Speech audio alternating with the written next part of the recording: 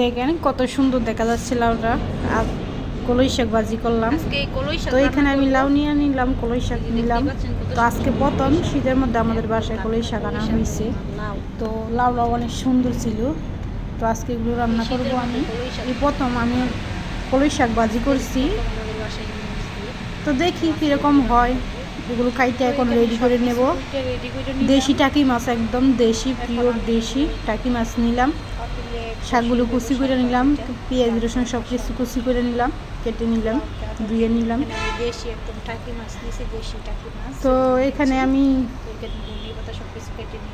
দেশি টাকি মাছ দিয়ে লাউড়া রান্না করব, এবং এই রান্নাটার একটা গোপন একটা টিপস আপনাদেরকে বলবো, ছোটো মাছ দিয়ে রান্নার, যাতে কাটা না লাগে বা কীভাবে কাটাগুলো ইয়া করবেন, বড়রা ছোটরা মিলে খেতে পারবেন, কাটা না লাগে। তো এখানে আমি শাকগুলো বসিয়ে দিলাম, কলই শাকগুলো বসিয়ে দিচ্ছি। এখন কলই শাকগুলো ভাজি করব।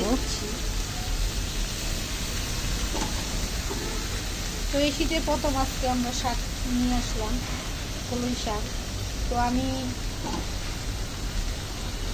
আগে কখনো খাইনি, দেখেছি আমার মা কাকি ওরা বাঁচত, বাট আমি কখনো খাইনি, আজকে প্রথম।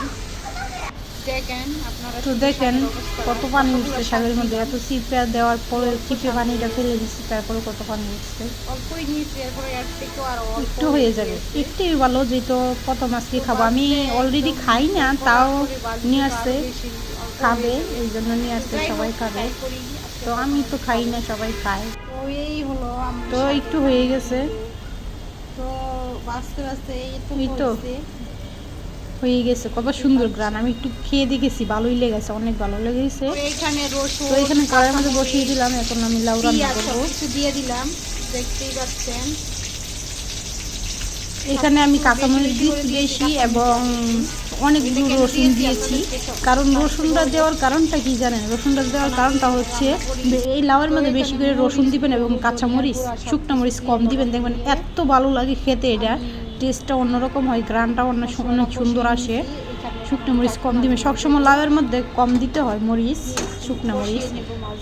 তো এখানে আমি টাকি মাছগুলো দিয়ে দিলাম, টাকি মাছ কষিয়ে নেব ভালো করে। এই তো দেখেন কত সুন্দর কষানো হয়ে গেছে। এখন আমি এগুলো উঠিয়ে নেব,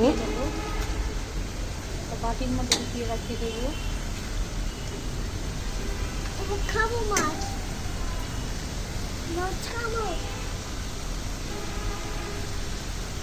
টাকি মাছ, খাবো উঠিয়ে নিচ্ছি।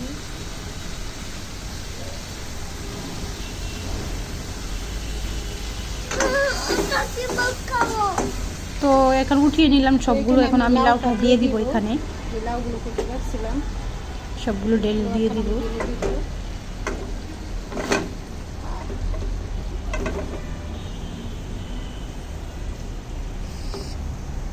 লাউটা একদম কচি ছিল, একদম এত সুন্দর ছিল লাউটা, মন চাইছিল কাঁচাই খেয়ে ফেলতে, এরকম একটা ছিল লাউটা, অনেক ভালো ছিল।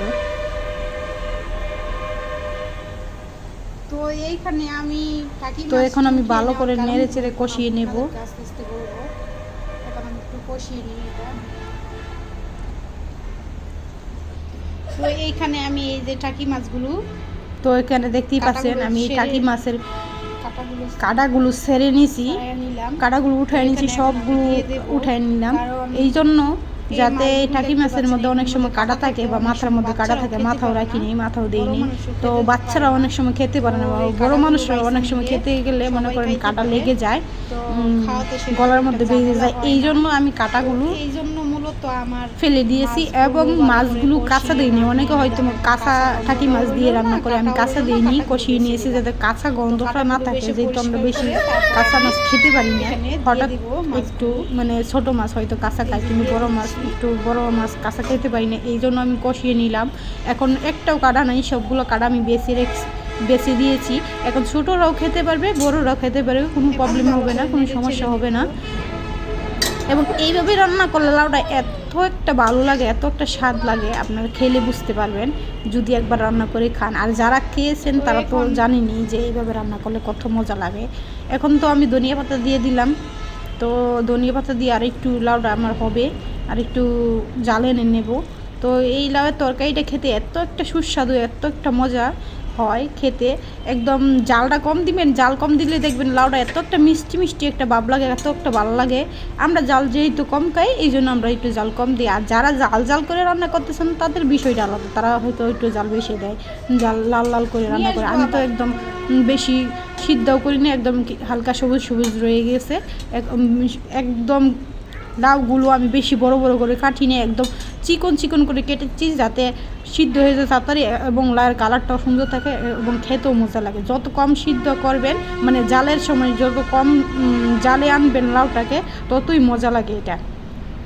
এটা আমার কথা না, এটা মুরব্বিদের কথা। আমি শুনছি মুরব্বিদের কাছে, আমার নানি বা চাচি, খালা, তাদের কাছে শুনেছি, আমার মায়ের কাছে শুনেছি এরকম।